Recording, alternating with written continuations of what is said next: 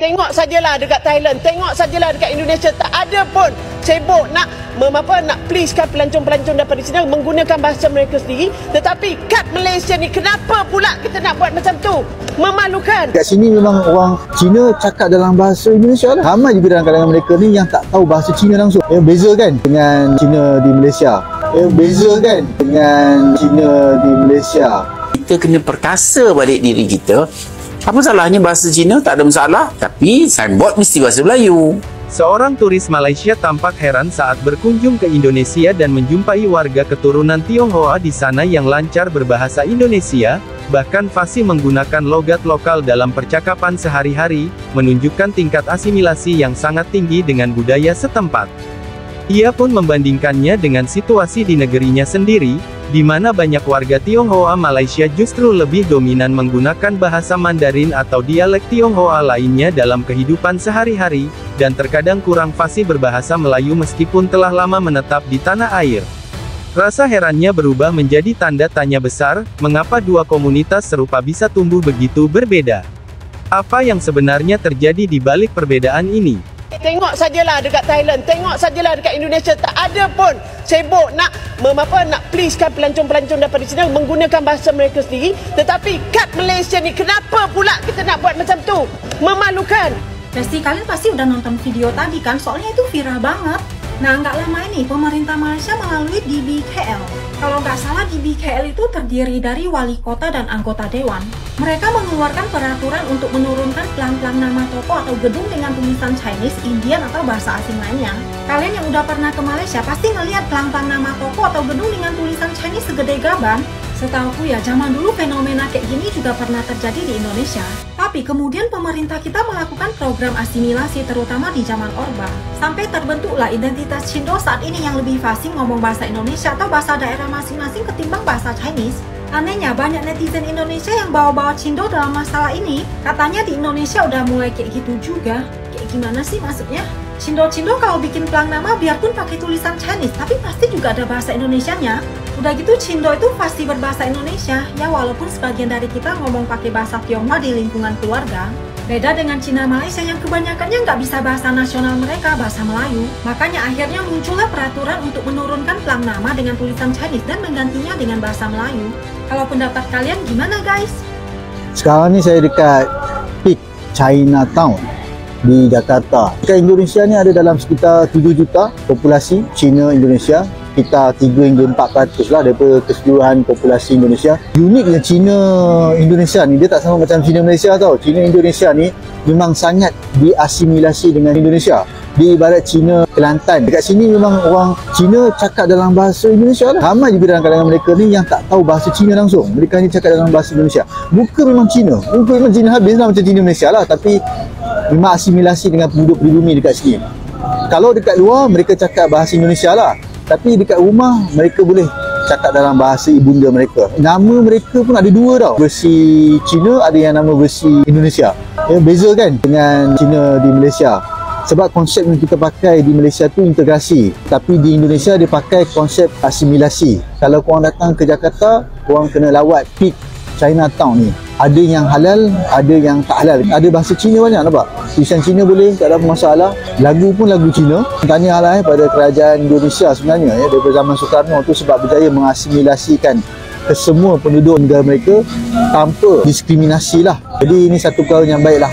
Apa salahnya bahasa Cina? Tak ada masalah. Ya, kadang-kadang bila menteri itu tak berapa bijak, dia jadi macam tu lah. Ini adalah melibatkan pelancongan. Saya tak fikir ini isu yang seharusnya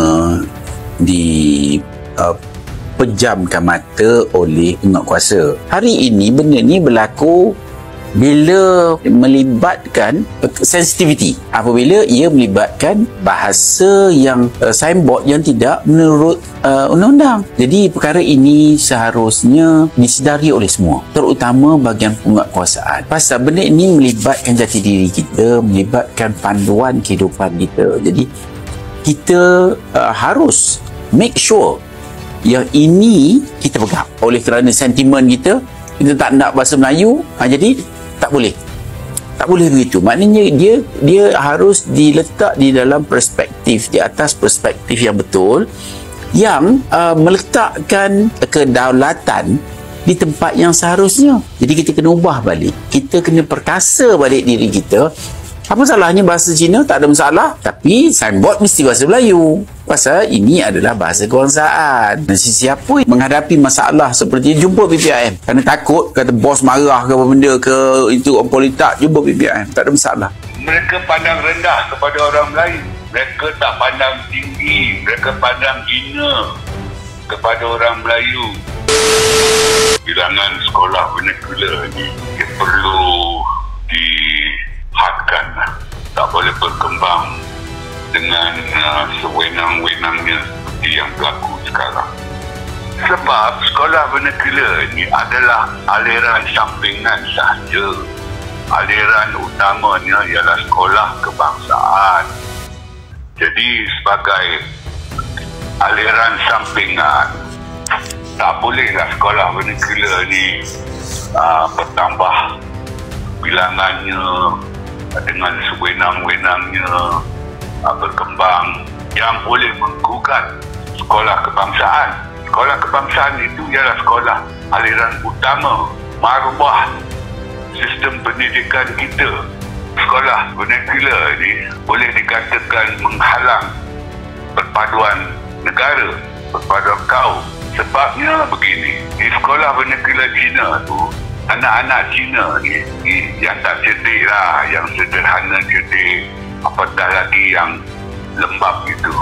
Jadi mereka ni walaupun diajar 3 bahasa, bahasa ibunda mereka, bahasa Inggeris, bahasa Melayu sebagai bahasa negara, mereka hanya rata-ratanya menguasai bahasa ibunda saja. Tak sepatutnya berlaku lah. Sebab bahasa Melayu adalah bahasa negara kita, berfungsi sebagai bahasa kebangsaan dan bahasa rasmi. Mana mungkin warga negara tak boleh berbahasa negara? Dah 60 tahun kita bentuk Malaysia. Yang lebih penting lagi, apa erti kerakyatan yang dipegang oleh mereka ini yang tak boleh berbahasa Melayu ini? Dan sebab mereka hanya tahu bahasa Cina, mereka nak bergaul tak boleh dengan bangsa-bangsa lain. Sebab nak bergaul dengan bangsa lain mesti nak cakap dalam bahasa Inggeris atau bahasa Melayu. Jadi mereka bergaul sesama Cina. Jadi masalahnya mereka hidup dalam dunia Cina di Malaysia ini. Dan dunia Cina itulah yang menjadi penghalang kepada perpaduan.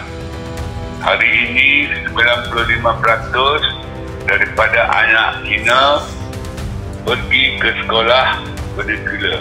Hanya 5% saja tak pergi ke sekolah vernacular Cina. Isu pertamanya ialah masyarakat bukan Melayu, khususnya Cina, enggan berintegrasi ke dalam struktur sosial Melayu. Melayu itu kaum dominan, kaum majoriti di negara ini. Tuan punya negara ini. Mereka pandang rendah kepada orang Melayu. Itulah jawapan ikhlasnya. Mereka tak pandang tinggi, mereka pandang hina kepada orang Melayu. Jadi mereka mendapati orang Melayu adalah bangsa yang tak berkebolehan, tak pandai, tak bijak seperti mereka, malas dan sebagainya. Buat apa dia nak belajar bahasa Melayu dan berintegrasi ke dalam masyarakat Melayu? Bagi saya lah, orang Melayu mesti bangkit dan menjadi bangsa yang maju. Kalau boleh tanpa tongkat bantuan daripada kerajaan, orang Cina akan pandang tinggi lah orang Melayu sebagai bangsa yang berkebolehan. Dan selepas mereka hormat kepada orang Melayu, perpaduan akan menyusul dengan semula jadi. Tak perlu nak paksa-paksa lagi. Sebab mereka pandang tinggi, mereka hormat, maka mereka akan berintegrasi lah ke dalam struktur sosial Melayu, akan belajar bahasa Melayu secara integratif. Sebab mereka lihat orang Melayu bangsa yang berkebolehan,